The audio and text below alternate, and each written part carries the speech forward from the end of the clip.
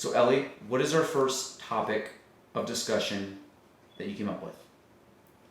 It is rejection. Did you really have to check that? I Okay. forgot. Oh, okay. All right. It is rejection. Listen, I have the memory of Dory, as one of my coworkers says.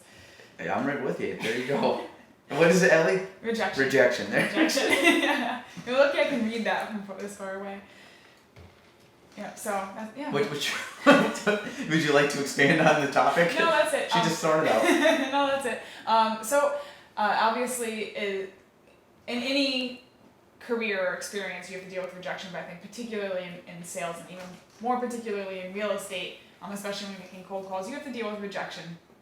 And getting used to it, it can be, I imagine, a bit difficult. It was a little easier for me since I am already used to talking on the phone a lot and having people not be very nice. But, I have had people hang up as soon as I tell them who I am.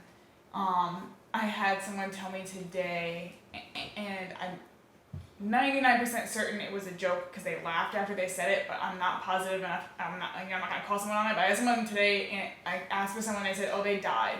And they just put the request in yesterday, and they laughed after they said it. I'm pretty sure they were lying, but I'm not messing with that. And I was like, oh, I'm so sorry to hear that. End of conversation. You didn't ask when the wake was? Yeah, really called her no, bluff? that was my best friend.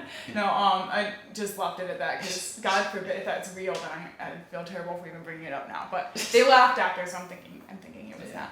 But just dealing with, people sometimes not being super nice. Because, if you're calling someone, even if they put their phone number into the website and said that they're welcome to be getting calls, a lot of the time I think they don't expect to actually get one, and their response when they get one can be kind of angry or rude. And just kind of realizing that, if it is angry or rude, then you don't have to bother them or upset them, just, leave them be, and that's that. Close the door and continue on with your day, and just, whatever. That's my thing. My piece on rejection. Yeah, no, rejection, I think when I first got into business, I don't know if rejection ever really bothered me, but I was more nervous to be rejected. Yeah. I think now, having been in the business so long, that my rejection level is a little bit lower than it used to be.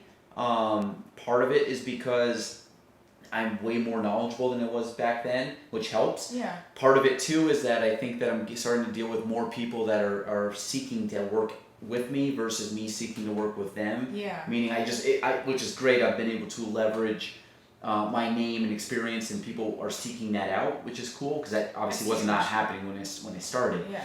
And I mean, rejection wise, if somebody, like I had one the other day.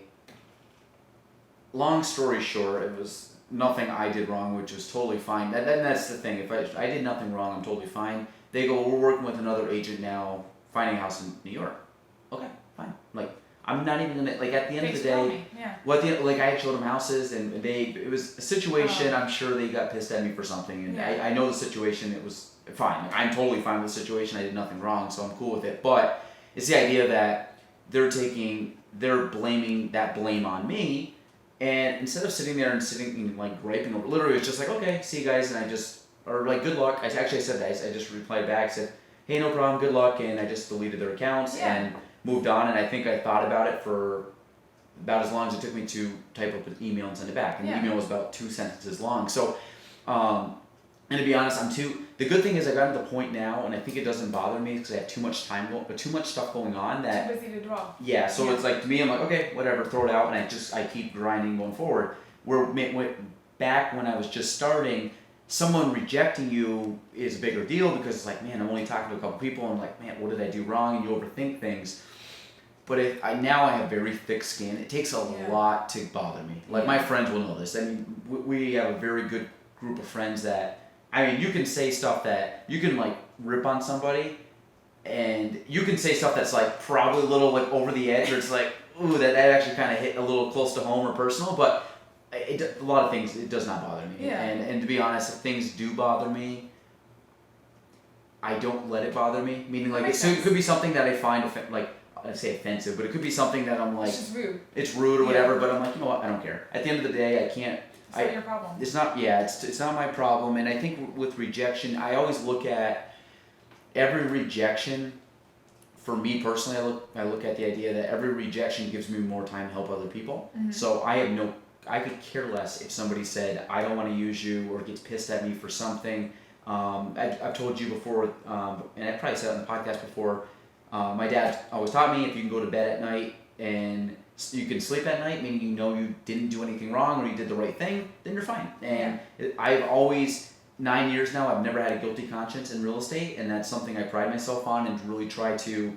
And I don't get me wrong, I've made mistakes, but as long as I know that it came from a place of good intent, I'm fine. And so rejection, I think, as long as I can fall back on that, at the end of the day, you got to put it in perspective. Yeah. Someone saying no to you is a very, very, very small problem in a day. And it's not even a problem. It's like a little like dip, and then it's like a blip on the screen, and you just keep going. Yeah, and it's exactly like you said. If you know you didn't do anything wrong, it's just okay, whatever. If it's because I know I talked too fast or didn't like really sell myself very well, then it's kind of like, well, shit, I guess I got a little learning to do. But who talks faster, you or I? I think we probably talk equally fast, but I slur my words more because I talk over myself. And that's what I've been told. I definitely ramble more than you. You have more to say than I do.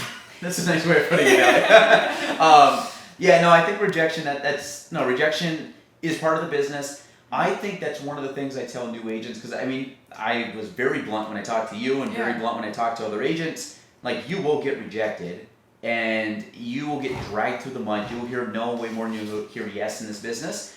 And you got to have thick skin and honestly not care what other people say or do. And that's one of the things I'm very good at. I don't care. Like, there's nothing that anybody's going to say or do or in business that's going to affect me personally. I don't care. Yeah. At the end of the day, I have way bigger things in my life than someone not liking me, which is fine. But I think new agents have to get over that fact.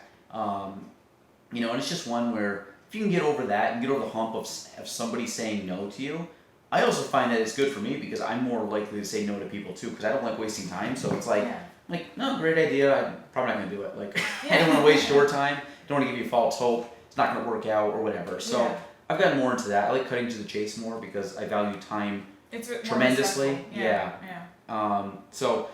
Learn to love rejection, because one step closer to yes.